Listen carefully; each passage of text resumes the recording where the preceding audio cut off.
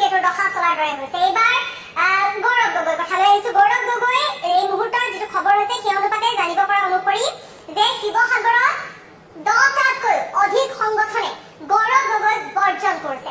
অৰ্থাৎ 10টাকৈ আহোম জনগোষ্ঠীয় সংগঠনে গৌৰৱ গগৈক বৰ্জন কৰিছে।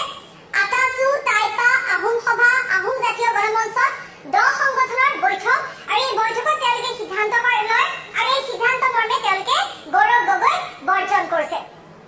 দুটাকৈ গুৰুত্বপূৰ্ণ সিদ্ধান্ত তেওঁলোকে গ্ৰহণ কৰে। গৌৰৱ গগৈৰ হ'বলগীয়া সকলো সভা তেওঁলোকে বৰ্জন কৰিছে। গৌৰৱ গগৈ যিসমূহ সভা আছে, যিসমূহ অনাগত দিনসমূহত সভা অনুষ্ঠিত কৰিব লগা আছে, সকলোবোৰ ইতিমধ্যে বৰ্জন কৰিছে এই 10টাতকৈ অধিক আহোম জনগোষ্ঠীয় সংগঠনে। আমি কৈছোৱেই তাৰ ভিতৰত আটাচু, টাইপা, আহোম সভা, আহোম জাতীয় গণমঞ্চ তেওঁলোকে যিহেতু এক বৈঠকত মিলিত হৈছিলে, 18ৰ পৰা 10টা সংগঠন বৈঠকত মিলিত হৈছিল আৰু এই বৈঠকত তেওঁলোকে দুটাকৈ গুৰুত্বপূৰ্ণ সিদ্ধান্ত গ্ৰহণ কৰিছে। তাৰ ভিতৰত এটা হৈছে গৌৰৱ গগৈৰ যিসমূহ সভা থাকিব সকলো সভা তেওঁলোকে বৰ্জন কৰিব। আনকি 11 এপ্ৰিলত শিৱসাগৰত আহোম জনগোষ্ঠীৰ সংগঠনসমূহৰ সৈতে আলোচনাত মিলিত হোৱাৰ কথা আছিলে। এতিয়া কথা হৈছে যে 11 তাৰিখে যিহেতু তেওঁলোকে গৌৰৱ গগৈয়ে তেওঁলোকৰ সৈতে আহোম জনগোষ্ঠীয় সংগঠনসমূহৰ সৈতে মিলিত হোৱাৰ এটা সিদ্ধান্ত গ্ৰহণ কৰিছিল, কিন্তু কংগ্ৰেছে প্ৰেৰণ কৰা নিমন্ত্ৰণী পত্ৰক লৈ তেওঁলোকে ক্ষোভ প্ৰকাশ কৰিছে।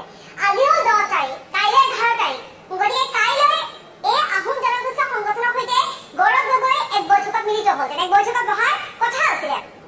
কিন্তু এটা কথা হৈছে যে কংগ্ৰেছে যিখন পত্ৰ প্ৰেৰণ কৰিছে সেই পত্ৰখনক লৈ প্ৰকৃততে তেওঁলোকে ক্ষোভ প্ৰকাশ কৰিছে। নিমন্ত্ৰণী পত্ৰ জিলা কংগ্ৰেছ অথবা প্ৰাৰ্থীয়ে নিজে প্ৰেৰণ নকৰা বুলি তেওঁলোকে প্ৰতিক্ৰিয়া ব্যক্ত কৰিছে। আহোম জনগোষ্ঠীৰ জনজাতিকৰণ সন্দৰ্ভত লোকসভা নিৰ্বাচনৰ প্ৰাৰ্থী তপন কুমাৰ গগৈ, গৌৰৱ গগৈ আৰু লুৰিণজ্যোতি গগৈয়ে দুদিনৰ ভিতৰত নিজৰ স্থিতি স্পষ্ট কৰাৰ দাবী তেওঁলোকে জনাইছে। অন্যথা 12 এপ্ৰিলত আহোম সংগঠন কেইটাই কঠোৰ স্থিতি ল'ব বুলি সকিয়নি প্ৰদান কৰিছে। এটা কথা হৈছে তেওঁলোকে তপন কুমাৰ গগৈ, লুৰিণজ্যোতি গগৈ আৰু গৌৰৱ গগৈ তিনিওজনকে তেওঁলোকে কৈছে যে লোকসভা নিৰ্বাচনৰ প্ৰাৰ্থী এই তিনিওগৰাকীক লৈ তেওঁলোকৰ এটা আহ্বান যে তেওঁলোকে নিজৰ স্থিতি স্পষ্ট কৰক। বিশেষকৈ আহোম জনগোষ্ঠীৰ জনজাতিকৰণক লৈ যি নিজৰ স্থিতি আছে তপন গগৈ, লুৰিণজ্যোতি গগৈ আৰু গৌৰৱ গগৈ তিনিওগৰাকীয়ে সেই স্থিতি স্পষ্ট কৰক বুলি এই আজি হোৱা এক গুৰুত্বপূৰ্ণ সভাত তেওঁলোকে এই সিদ্ধান্ত গ্ৰহণ কৰিছে। দুটা সিদ্ধান্ত, এটা হৈছে তেওঁলোকে গৌৰৱ গগৈৰ সকলো সভা বৰ্জন কৰিব, আনটো হৈছে জনজাতিকৰণ সন্দৰ্ভত এই তিনিওগৰাকী গগৈয়ে তেওঁলোকক, কাৰণ তিনিওগৰাকী লোকসভা প্ৰাৰ্থী, গতিকে তিনিওগৰাকীয়ে তেওঁলোকৰ স্থিতি স্পষ্ট কৰক আহোম জনগোষ্ঠীয় সংগঠনক লৈ।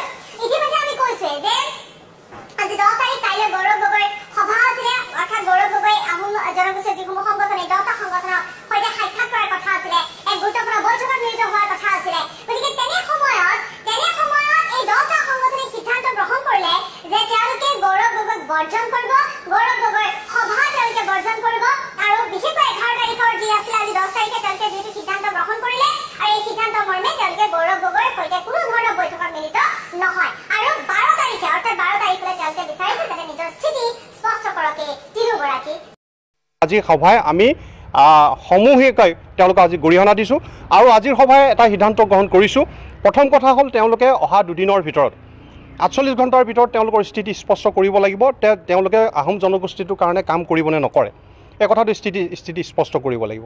আৰু 2 নম্বৰ কথা হ'ল অহা কাইলৈ শিৱসাগৰ কংগ্ৰেছৰ এখন পেডত এখন চিঠি দল সংগঠনলৈ প্ৰেৰণ কৰিছে যে তেওঁলোকে আমাক গৌৰৱ গগৈৰ লগত আলোচনা বিলোচনা কৰিবলৈ নিমন্ত্ৰণ জনাইছে। কিন্তু কথা হ'ল কি, আজিৰ তাৰিখত গৌৰৱ গগৈ এজন আহোম জনগোষ্ঠীৰ মানুহ, তেখেতে তেনেকুৱা এখন সাধাৰণ চিঠি দল সংগঠনলৈ দি পেলাই তেওঁলোকে কি বুজাব বিচাৰিছে? কংগ্ৰেছ দলটো আছেনে নাই? কংগ্ৰেছ দলটোৱে কি জনাব বিচাৰিছে, বুজাব বিচাৰিছে দল সংগঠনবিলাকক লৈ? যদি তেওঁলোকৰ সঁচা চেণ্টিমেণ্ট আছে তেওঁলোকে গৌৰৱ গগৈ নিজে এখন চিঠি দিব পাৰিলেহেঁতেন, বা আজি কি কয় এখন দেৱব্ৰত শইকীয়াই নিজে চিঠি দিব পাৰিলেন, অখিল গগৈ নিজে চিঠি দিব পাৰিলেন। কিন্তু কোনো এটা দলে তেনেধৰণৰ চিঠি দিয়া নাই। কোনে চাইন মাৰিছে আমি চিনি নাপাওঁ, কোন যিটো গোস্বামী বুলি এজনে চাইন কৰিছে। গতিকে আজিৰ সভাই এখন আমি আগন্তুক যিখন সভালৈ মাতিছে সেইখন আমি সমূহীয়াভাৱে আমি বৰ্জন কৰিছোঁ, সেইখন মিটিঙলৈ আমি নাযাওঁ আৰু অতি শীঘ্ৰে আমি যি প্ৰস্তাৱ দিছোঁ, যি আমি স্পষ্টীকৰণ বিচাৰিছোঁ, স্পষ্টীকৰণ নিদিলে অহা 12 তাৰিখে আমি সংগঠনসমূহে কি স্থিতি গ্ৰহণ কৰিম এই কথাটো আমি ৰাজহুৱাকৈ সকলোকে জনাই দিম। 11 তাৰিখে শিৱসাগৰত কংগ্ৰেছ দলে আমাক এখন সভালৈ নিমন্ত্ৰণ জনাইছিল। গতিকে সেই সভাখন আমি টাই আহোম জনগোষ্ঠীৰ প্ৰতিটো সংগঠনে আমি সেইখন বৰ্জন কৰিছোঁ আৰু সেইখন আমি গৰিহণা দিছোঁ এই কাৰণে যিহেতু আমাক সংগঠনবিলাকক জনগোষ্ঠীয় সংগঠনবিলাক তেনেকৈ এটা দলে যেন আমাক সভালৈ নিমন্ত্ৰণ জনাইছে, এটা ৰাজনৈতিক দলে আমাক সভালৈ নিমন্ত্ৰণ জনাইছে। গতিকে এনেকুৱা সভাত আমি কেতিয়াও নাথাকোঁ। আমাক উপযুক্ত মৰ্যাদা পোৱা নাই, আমি উপযুক্ত সন্মান পোৱা নাই। গতিকে এনেকুৱা সভা আমি বৰ্জন কৰিছোঁ। 11 তাৰিখে শিৱসাগৰত কংগ্ৰেছ দলে আমাক এখন সভালৈ নিমন্ত্ৰণ জনাইছিল। গতিকে সেই সভাখন আমি টাই আহোম জনগোষ্ঠীৰ প্ৰতিটো সংগঠনে আমি সেইখন বৰ্জন কৰিছোঁ।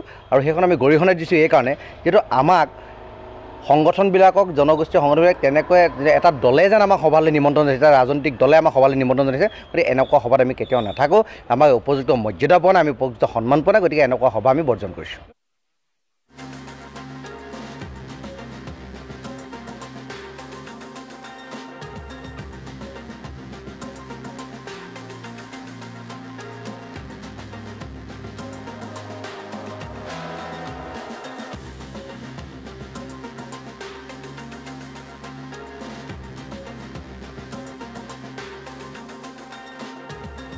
আজিৰ সভাই আমি সমূহিকভাৱে তেওঁলোকক আজি গৰিহণা দিছোঁ। আৰু আজিৰ সভাই এটা সিদ্ধান্ত গ্ৰহণ কৰিছোঁ। প্ৰথম কথা হ'ল তেওঁলোকে অহা দুদিনৰ ভিতৰত 48 ঘণ্টাৰ ভিতৰত তেওঁলোকৰ স্থিতি স্পষ্ট কৰিব লাগিব। তেওঁলোকে আহোম জনগোষ্ঠীটোৰ কাৰণে কাম কৰিবনে নকৰে, এই কথাটো স্থিতি স্পষ্ট কৰিব লাগিব। আৰু 2 নম্বৰ কথা হ'ল অহা কাইলৈ শিৱসাগৰ কংগ্ৰেছৰ এখন পেডত এখন চিঠিৰ দল সংগঠনবোৰলৈ প্ৰেৰণ কৰিছে যে তেওঁলোকে আমাক গৌৰৱ গগৈৰ লগত আলোচনা বিলোচনা কৰিবলৈ নিমন্ত্ৰণ জনাইছে। কিন্তু কথা হ'ল কি, আজিৰ তাৰিখত গৌৰৱ গগৈ এজন আহোম জনগোষ্ঠীৰ মানুহ। তেখেতে তেনেকুৱা এখন সাধাৰণ চিঠি দল সংগঠনবোৰলৈ দি পেলাই তেওঁলোকে কি বুজাব বিচাৰিছে? কংগ্ৰেছ দলটো আছেনে নাই? কংগ্ৰেছ দলটোৱে কি জনাব বিচাৰিছে, বুজাব বিচাৰিছে দল সংগঠনবিলাকক লৈ?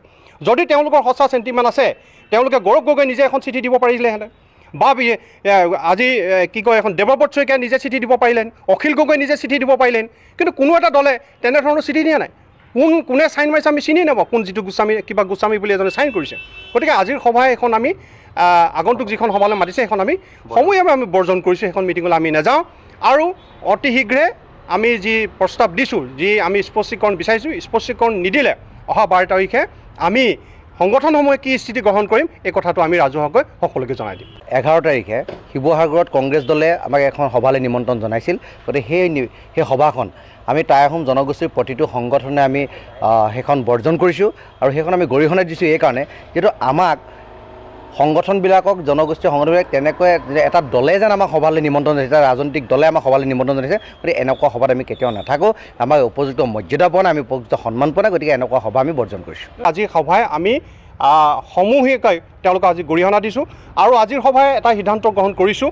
প্ৰথম কথা হ'ল তেওঁলোকে অহা দুদিনৰ ভিতৰত 48 ঘণ্টাৰ ভিতৰত তেওঁলোকৰ স্থিতি স্পষ্ট কৰিব লাগিব। তেওঁলোকে আহোম জনগোষ্ঠীটোৰ কাৰণে কাম কৰিবনে নকৰে, এই কথাটো স্থিতি স্পষ্ট কৰিব লাগিব। আৰু 2 নম্বৰ কথা হ'ল অহা কাইলৈ শিৱসাগৰ কংগ্ৰেছৰ এখন পেডত এখন চিঠিৰ দল সংগঠনবোৰলৈ প্ৰেৰণ কৰিছে যে তেওঁলোকে আমাক গৌৰৱ গগৈৰ লগত আলোচনা বিলোচনা কৰিবলৈ নিমন্ত্ৰণ জনাইছে। কিন্তু কথা হ'ল কি, আজিৰ তাৰিখত গৌৰৱ গগৈ এজন আহোম জনগোষ্ঠীৰ মানুহ। তেখেতে তেনেকুৱা এখন সাধাৰণ চিঠি দল সংগঠনবোৰলৈ দি পেলাই তেওঁলোকে কি বুজাব বিচাৰিছে? কংগ্ৰেছ দলটো আছেনে নাই? কংগ্ৰেছ দলটোৱে কি জনাব বিচাৰিছে, বুজাব বিচাৰিছে দল সংগঠনবিলাকক লৈ? যদি তেওঁলোকৰ সঁচা চেণ্টিমেণ্ট আছে, তেওঁলোকে গৌৰৱ গগৈ নিজে এখন চিঠি দিব পাৰিলেহেঁতেন, বা আজি কি কয় এখন দেৱব্ৰত শইকীয়াই নিজে চিঠি দিব পাৰিলেন, অখিল গগৈ নিজে চিঠি দিব পাৰিলেন। কিন্তু কোনো এটা দলে তেনেধৰণৰ চিঠি দিয়া নাই।